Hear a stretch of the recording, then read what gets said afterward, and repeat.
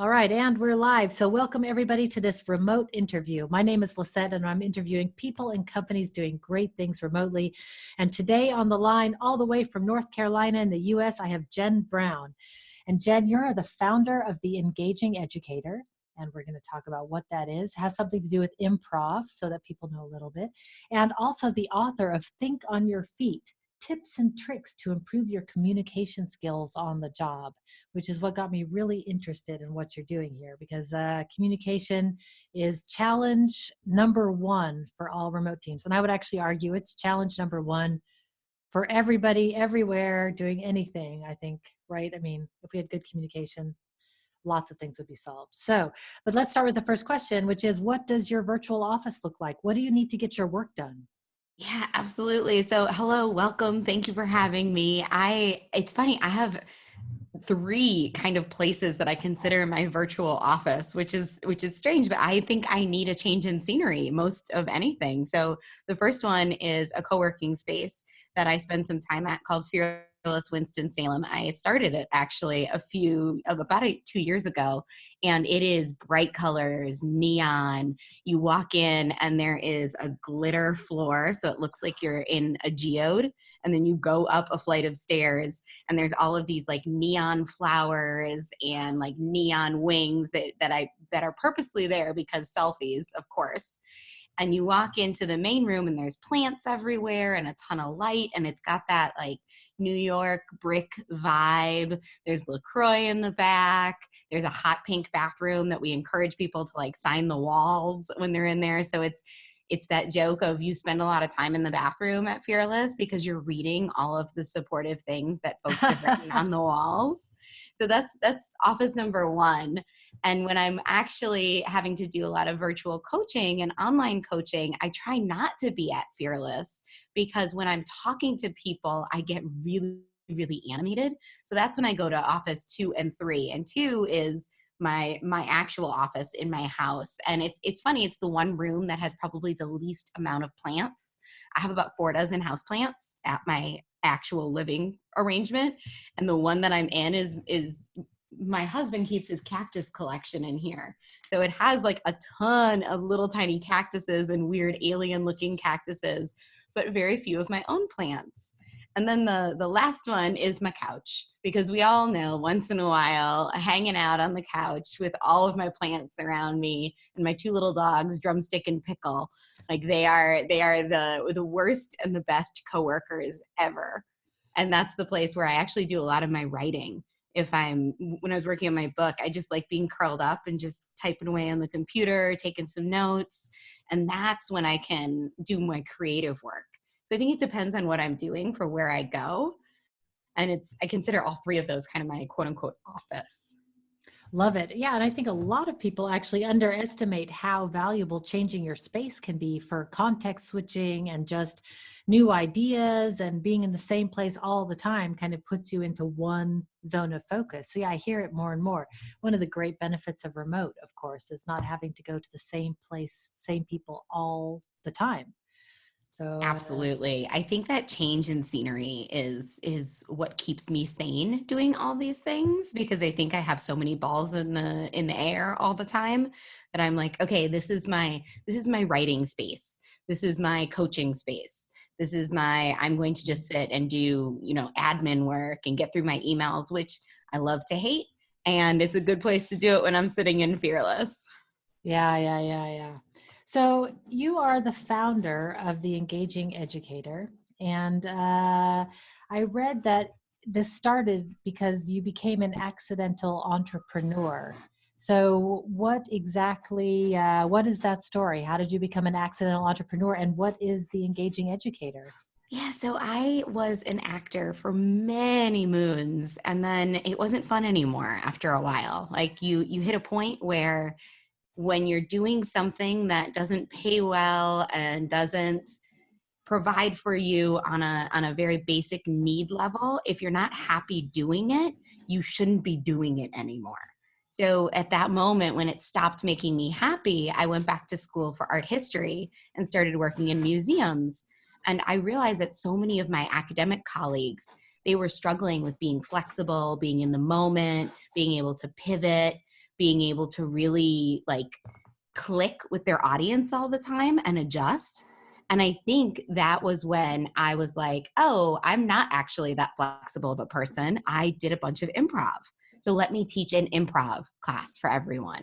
So I taught improv for museum educators, and a bunch of people signed up. So I was like, okay, well, why don't I just try doing this for public and see what happens? And then a bunch more people signed up. And that was 7.5 years ago. And in those 7.5 years, we started working with corporations like Viacom and Food Network, Vice Media. We work with kids and adults on the autism spectrum. We work with teachers, still museum educators, and we've worked with about 50,000 people in the past 7.5 years. So Wow.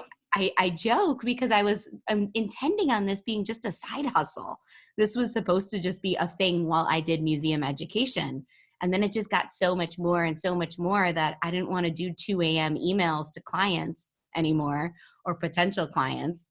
And that's actually when I left New York and moved down to Winston-Salem, North Carolina, because I knew I couldn't afford to be a full-time entrepreneur in New York and run the business the way I wanted to. We really keep classes really accessible, really affordable.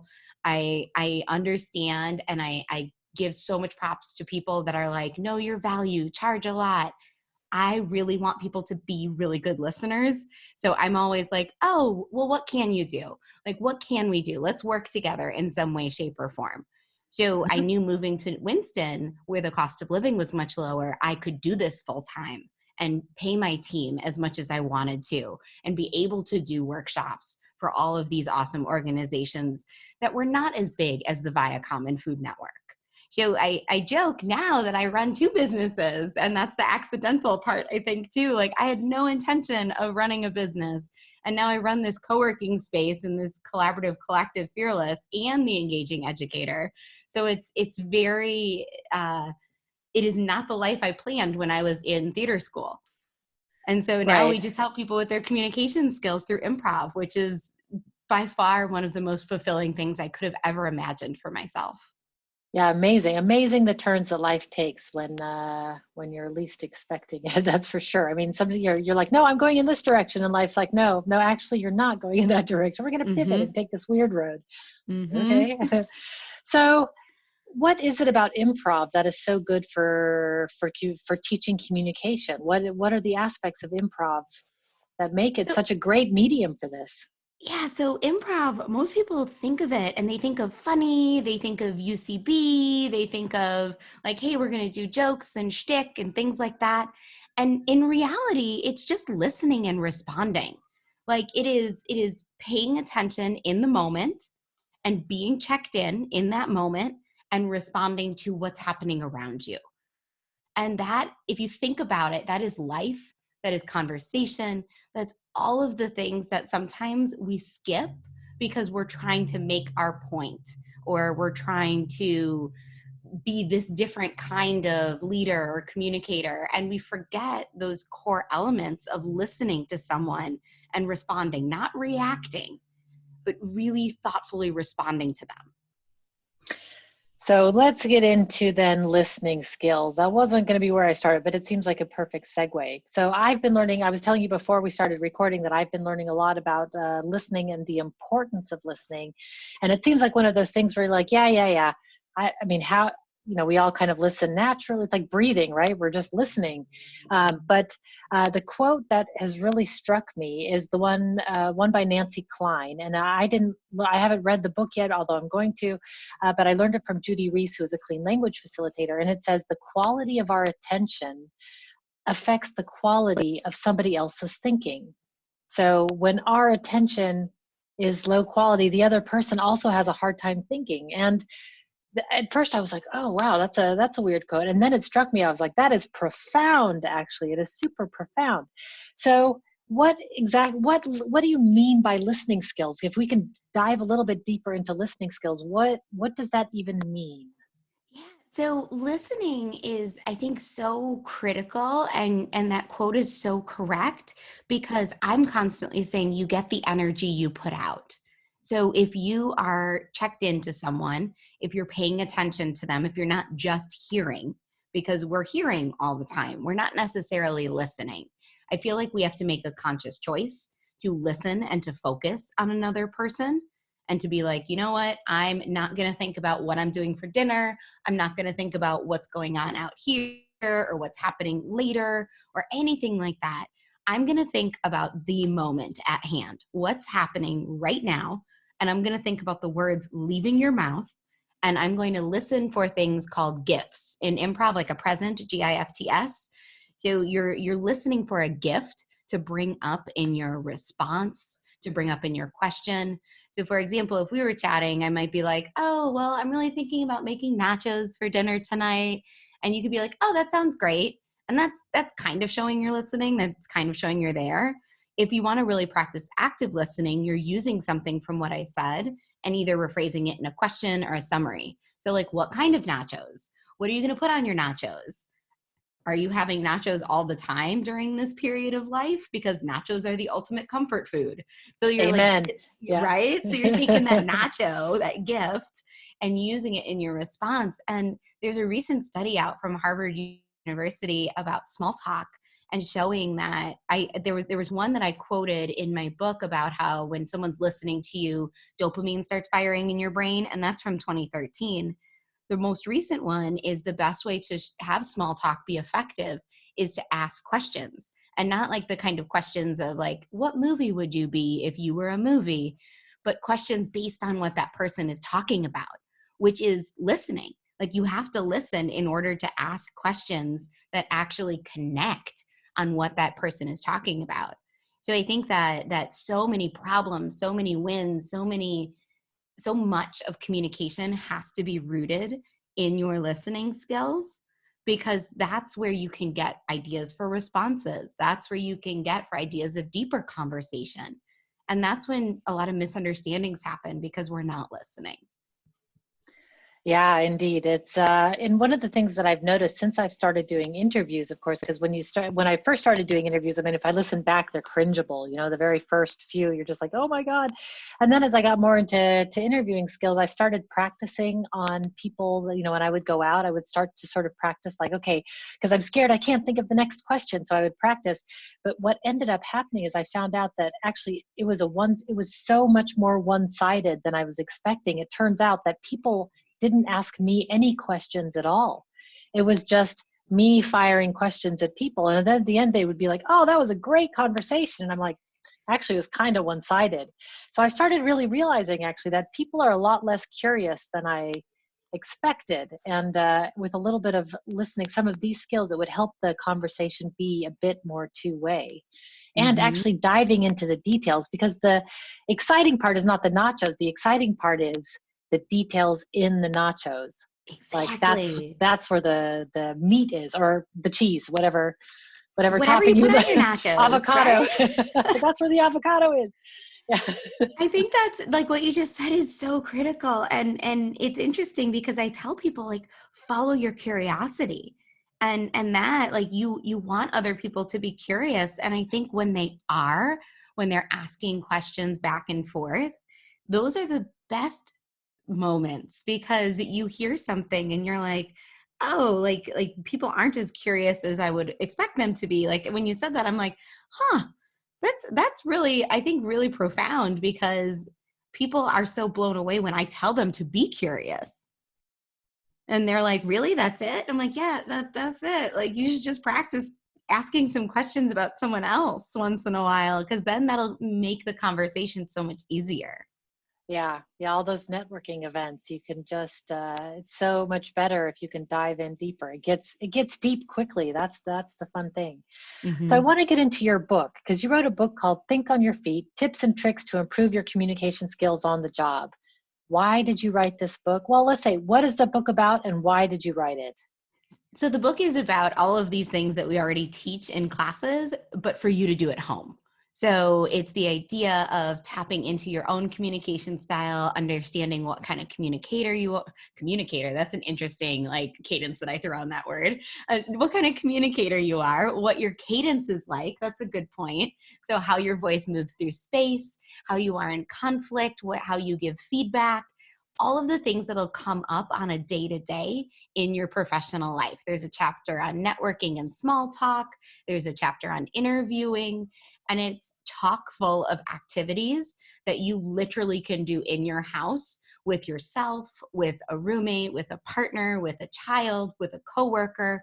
Because my big goal with with the Engaging Educator, is for you not to need me. Like I don't want people to keep coming back to me for the same thing. I want them to learn how to do something and then come back to me for the next level, the next scaffold. Like I had a client, she's amazing and we've become really good friends. And we started working together when she was doing her first TEDx talk. And she was doing it on blockchain, cryptocurrency. And from that talk, she got hired as an adjunct professor in the area. And then she was doing great with her public speaking. I didn't hear from her for probably years. I would say almost 2 years. And then she came back to me because she got asked to do a debate at Harvard. And she was I know. And she was so excited. She wrote this such a sweet, like got me crying. She's like, I always felt I was being passed up and looked over, and I knew I was accomplished. And I realized it was my public speaking, and it was how I was communicating and how I was interjecting myself in these conversations. And now she's like, I just spoke at Harvard. Like I literally just did a debate and one of my girl crushes moderated it at Harvard. And I like, those are the moments that I'm like, oh. So I wrote the book because of that, because I want people to constantly, much like they go to the gym to keep in shape, to keep their heart healthy, to keep that energy going. Like I want people to have this book full of things to do so they can keep these skills going, so they can practice their listening, they can practice how they're selling something, how they're influencing another person. And it's funny because in the past when I've been asked that question, I'm like, oh, well, they asked me to do it and that's why I did it. Yes, of course, that's part of it. That's like the not heartfelt moment. Like someone asked me to do this, so I did it. And at the same time, now especially thinking about the emphasis on remote and people being separated and people not always being able to be face to face, like what a great tool to have that you can just pull out and be like, you know what, I'm going to lead this with my staff today, because there's literally like how to facilitate, how to do this, what you get from it. So it's not just the look how fancy improv is. It's like, no, try this skill, do this thing, and then come back to me and think about what it built in you. Right. Don't think of it as improv. It's just a practice skill. Yeah, indeed. Well, I think because I mean, I kind of have a visceral response when somebody says, oh, we're going to do improv. I'm like, like I have this visceral, like, oh my God, I have to be funny. I'm going to be like, whose line is it anyway? And I mean, those guys are geniuses, like, and they only recorded the funny bits. They don't leave the non-funny bits on. So you have to realize like, you're just getting the best of the best. As an improviser, I know you're 100% correct. I have had so many shows where it is like we took all the joy and happiness out of the room with our jokes. So you are only seeing the funny bits. Right. So I think, okay, you don't have to be those guys. You can be, it doesn't have to be that. It doesn't have to be funny, but indeed. So how would somebody go about understanding, we're going to talk about understanding your communication style. How does one go about doing that? What are the communication styles anyway? Yeah, so there's 4 common ones that everyone pulls out in the sense of being aggressive, passive aggressive, and assertive. So those are like very common. You see them everywhere. That's not any kind of new information that I'm giving folks. If you haven't read up on them, definitely take a moment, just Google 4 communication styles. I think the biggest way to start understanding it is not necessarily typing yourself in one of those 4. I think it's taking a step back and going, okay, this is how I feel when I'm with my friends. I feel like I am getting my point across. I feel like I'm being heard. I feel like people are listening to me. I feel like I'm able to state my feelings. And then think about it with work, and then think about it in times where you're stressed out, because that's a lot of times where more of our passive tendencies may come in. We're not as assertive. We're not making those I statements when we're feeling a lot of stress, a lot of pressure. We might be just going with the flow. We might get aggressive. So we might exhibit these qualities that are not necessarily the best of who we are in different situations. So I think it's really important to understand how you react in situations first, to really start to understand your communication style, using me and my wonderful, I talk about my therapist all the time. And whenever I'm in moments of stress, I know I tend to go super passive. And that was something that we talk about a lot in therapy, that I just want the stress to go away. I just want the Right. conflict to go away. So sometimes you have to be more assertive in those situations in order to not feel like a doormat. Now, no one Right. who knows me in real life, hearing me now, you would never think, oh, Jen seems passive. Like just this small amount of time, you wouldn't go, oh, she seems super For sure passive, not. Yeah, for right? sure not. And it just depends on the situation. So I think that that's key to understanding your communication style, not just typing yourself and going, oh, well, I'm passive aggressive or I'm assertive. It's saying what happens to how I communicate in times when I feel good and times that I don't feel good, when I'm feeling confident or not, when I'm around certain groups. And then think of what you want to strive for. So I tell folks all the time, don't go 0 to 100. You don't want to go, I'm passive, to I want to be assertive. And then there's no steps in between.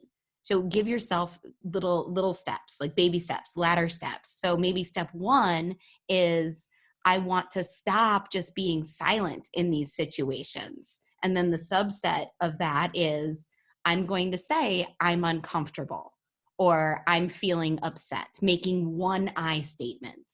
And then maybe the next time it's figuring out how to make that I statement more often before we get to the conflict point, before we get to the discomfort. So everyone's going to have different steps and different like a different ladder they're going up.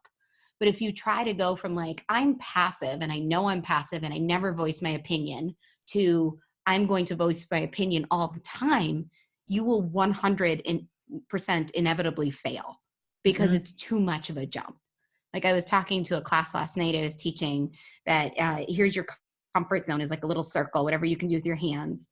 And then if you go one circle out, that's the learning zone. And if you go another circle out, that's the panic zone. And Right. too many people go from comfort to panic.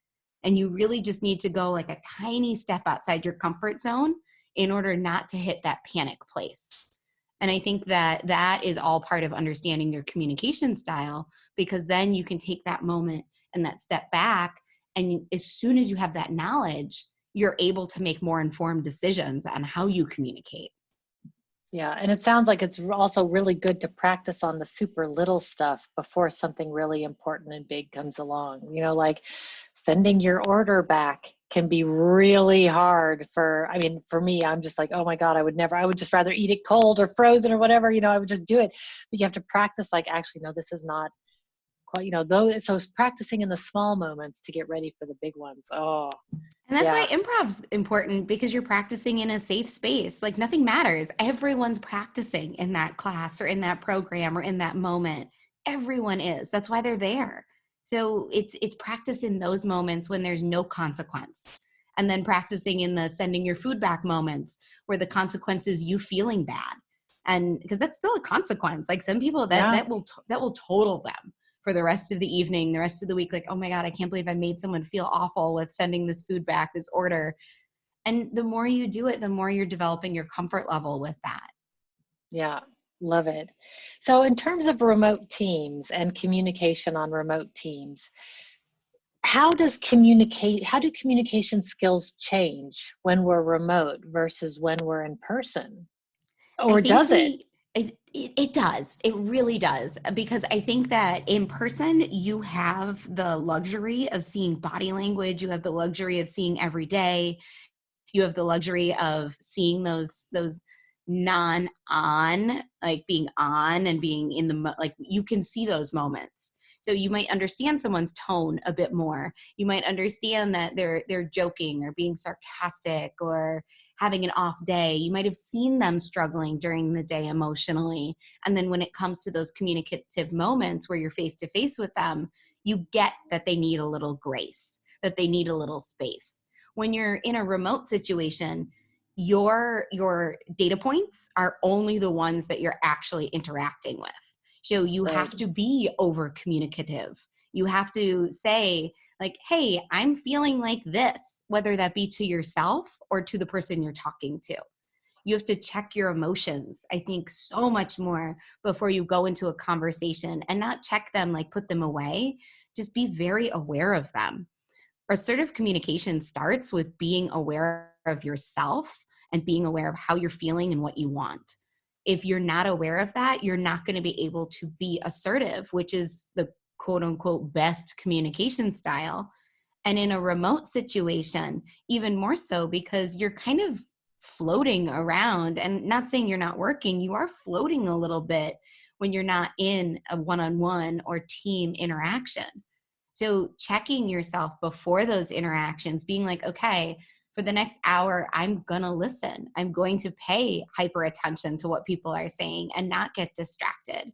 I'm going to really pay attention to my micro expressions on my face if we're doing video calls, because even the tiniest thing that in quote unquote real life, you won't see, like someone kind of getting mad at themselves for saying the wrong thing or cringing their face.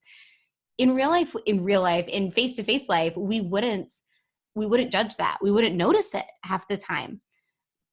If you're Right. working on a screen and you're communicating with someone via video that's on your team, and you have one of those micro expressions, someone's like, "Oh, why are they making that face?" Because that's all you see. You just see someone's face up close. So I think you have to be even more in tune with yourself when you're in any sort of remote work, remote communication. And then you also have to over communicate to the point that you feel like you're do I really need to say this about this situation and myself? Because then you can err on the side of over communication until you realize what you don't need to say. Right. And scary at first. I can totally imagine. Totally Yes. scary. So, if we could, I would love to dive a bit into conflict on and communication styles and conflict, because definitely, I mean, when I am stressed, I am not a nice person, and I am so glad that there's a minimal number of people that have to see me in that situation, because it's embarrassing, and I always come out of it like with my head down, like, oh my God, I was a horrible person. My poor husband, because he has to live with me, so I can't escape it. And when we lived alone, I didn't want to live with him for the longest time because I didn't want him to see me in these horrible, ugly situations. So conflict is really hard, and when we're stressed, conflict is especially hard. What do you say about communication in conflict situations? Like if you're on a remote team and there's conflict, what do you do? I think there's two bits of advice that I would give if there's any kind of conflict in a remote situation. I think the first is thinking of, why are you feeling the way you're feeling? Like, ask yourself that question. Like, why are you upset? Are you upset because it's something that's going on that you can actionably do something about? Or are you upset about something else? Did something else happen? Is this just the final straw? Is this just the final thing that tipped you over? Is there a bunch of other stuff that's going on that you haven't been vocal about, that you haven't helped with, or haven't helped yourself understand? Because I think that happens more often than we'd like to admit. It's never the point of conflict, it's the 10 points of conflict prior, or the 10 Right. like mini conflicts that happened. So it's taking that step back and saying, you know what, I'm going to take a step back right now and look at this situation. I think the other thing to think about in remote situations, where if the conflict is coming up via email or written, you should immediately stop and you should go face to face. Like if you schedule a face to face in 12 hours, in 24 hours, like after you've done that check in, email is the worst place for conflict. It is the worst place for back and forth. Hop on a video, hop on a phone call, whatever. Get off of that email spiral, because Mhm. communication verbally is very different than the keyboard warrior. And we joke about that on social media and stuff. That happens in remote working environments where it's so easy to fire off a quick response, or to write something and not completely read and understand and digest that information that someone sent you, and just fire off what you think. Versus when you're talking face to face or via video or over the phone, You can use things like, I hear that you're upset right now and I don't understand. Can you help me understand? Or I Right. understand that you're dealing with something that you are disappointed with the outcome for this, and I'm sorry. How can I make this better? So those are moments and those pauses, and saying the yes to the reality of like, yes, this is what's going on. I may not agree with it, but this is your reality right now. And here's what I'm putting in as well as my reality. So let's work on it, which is a Mhm. beautiful way to like kind of help with conflict and diffuse it, is just acknowledging the situation, adding something with an and versus a but. So a but is going to elevate one thing above another. So if you say, I hear that you're upset, but I'm trying to help, you've made but I'm trying to help Mm. more important. So I think a lot of that we skip it when we're in written communication, and we skip it when we're really fired up. So again, that's that moment of like being aware of how you react in conflict when you're feeling high emotions. How do you feel right now? I'm frustrated. Okay, step away. Like, go for a walk, take a moment, schedule the call later, really digest what's going on. Because I Yeah. think that those data points are so small and remote that you're not around them all the time. So you don't get to have the grace that you would with someone that's maybe in your office that you see struggling. Yeah, I love it. And I love what you said, there's all these mini steps that led to the point. So that point when you Mhm. feel the heat, it's like actually it wasn't that, it was the 10 things that led up to that. It's always that way. And on remote teams, one of the things that becomes apparent is there's all these little things, like tiny things that come up, and you don't want to say anything about it because it makes it into something bigger than it actually is. So we tend not to say like, oh, I was kind of annoyed by that statement, even if it's something really small, because all of a sudden you're like having a conversation about something that doesn't really matter. And the problem is that they add up. So it's these 10 little things, all those little things. So we have to find ways of releasing those little things. Maybe in the moment is not the right, but regular retrospectives, one-on-ones, whatever feedback loop. Whatever works for you. I was talking to a group last night, and they were talking about someone in their team, and they said like, "Oh, we haven't tried talking to them directly. We're just trying to get together now. They won't listen if we talk to them directly." And it's like, you don't know this until you try it. It could be correct. These people might not listen if you talk to them directly. You can't predict the future, so it's best to just try it. And if it doesn't work, then it's like, okay, what's the next step? But when you say like there's these 10 little things that are like these annoyances, or like this one, like, I don't want to say anything because it's just this little thing and I don't want to make it a big deal. And then they add up like that. Then that last one pushes you over the edge. What would have happened if you stopped it at 5, and then you don't end up getting to 10 or to 15 or to 25? Or what if you just decide that this isn't a thing? Like, you take that step back and go, you know what? Yeah, this is annoying. Is this really a problem? Is this really something that I can have control over?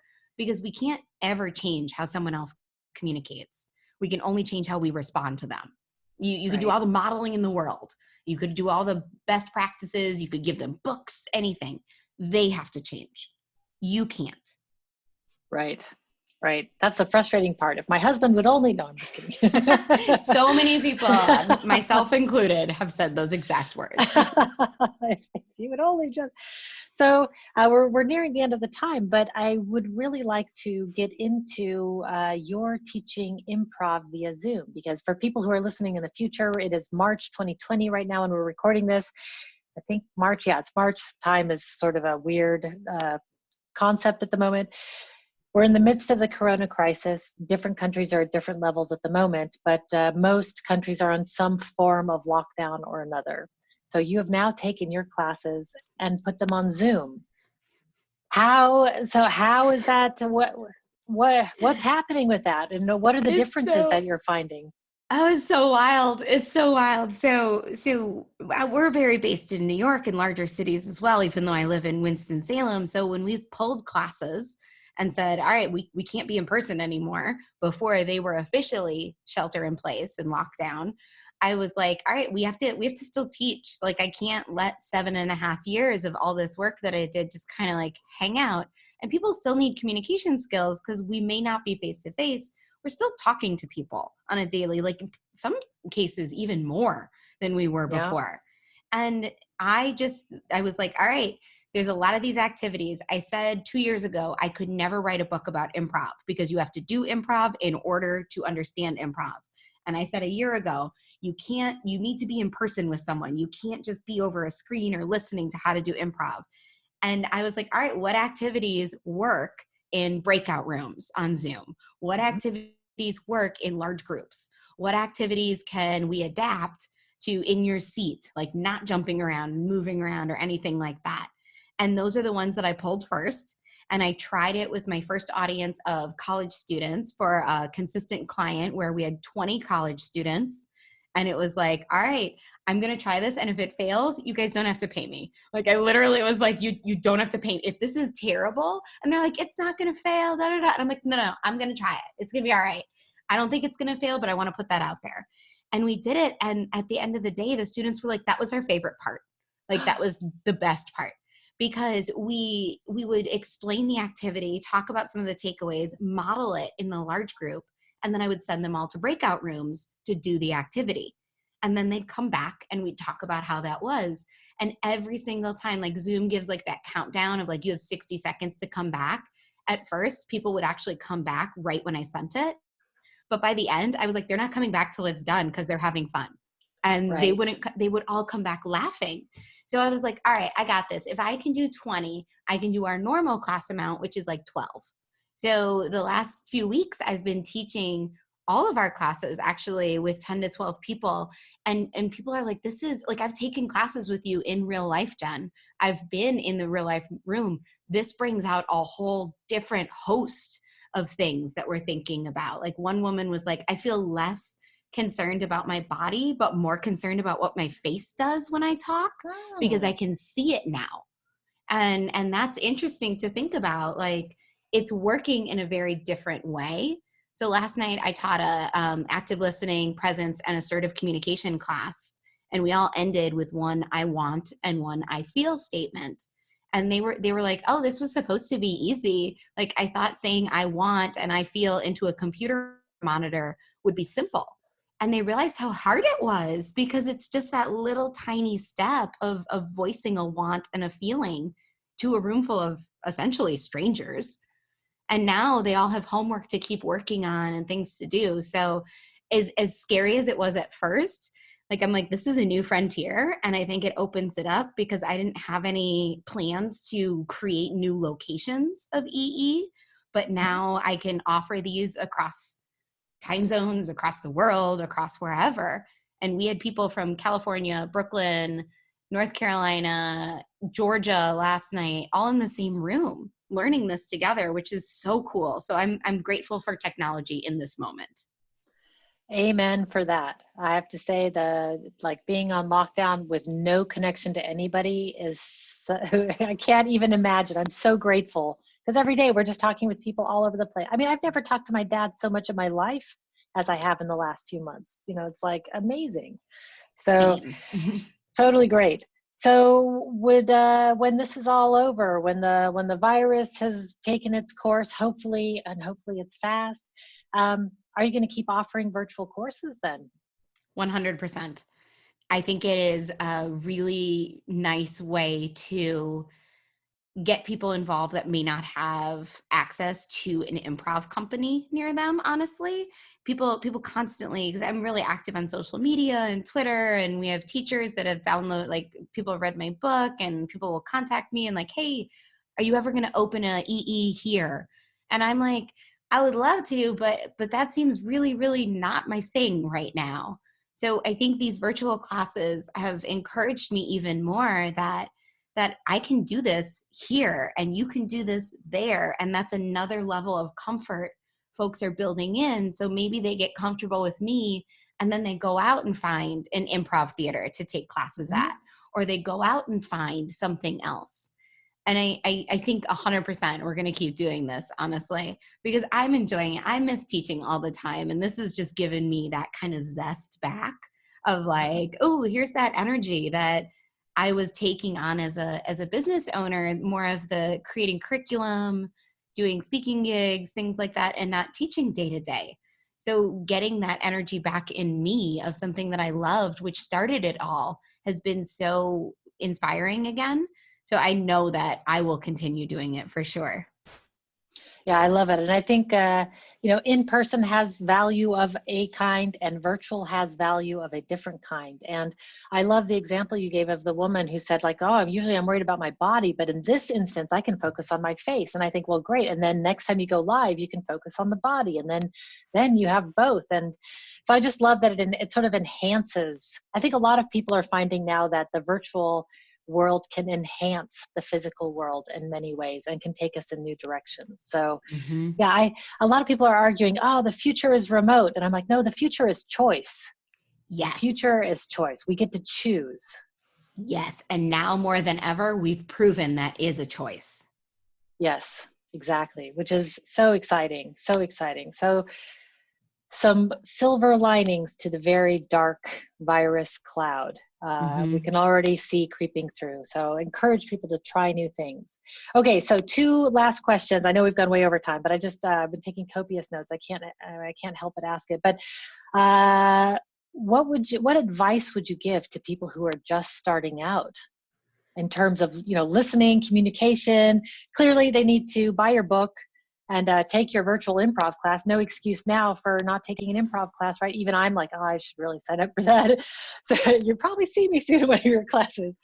But like, what advice would you give to people who are just starting out in this field of learning? Where would you begin? I think exactly what I said earlier of don't go from 0 to 100. What's the first step?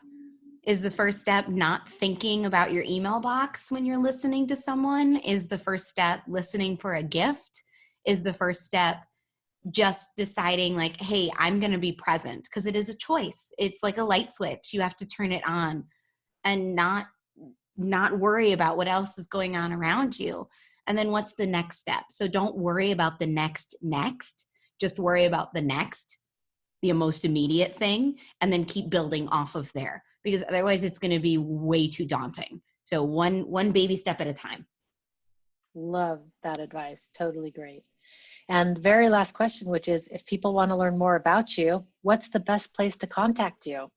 I have everything in one spot at jenbrown.co. So Jen, Jen, Brown like the color.co. It links to everything I do, including my social media. So you can find out about EE, about Fearless, about my book, all that good stuff right from that website. Brilliant. And I will put that in the show notes also to make it easy access for people. Well, Jen, thank you so much for your time today. I have learned a ton, and I'm super excited to get this out in the world and take one of your courses. I'm buying the book as soon as we get off. I've got the Amazon link. I just have to click the button because I'm like, oh, who doesn't need this, right? I mean, everybody's saying communication is hard. So it's always something that we can always be working on this, and it can only improve our relationships. So thanks for Absolutely. sharing your knowledge today. Thank you for having me. All right, everybody, until next time, be powerful.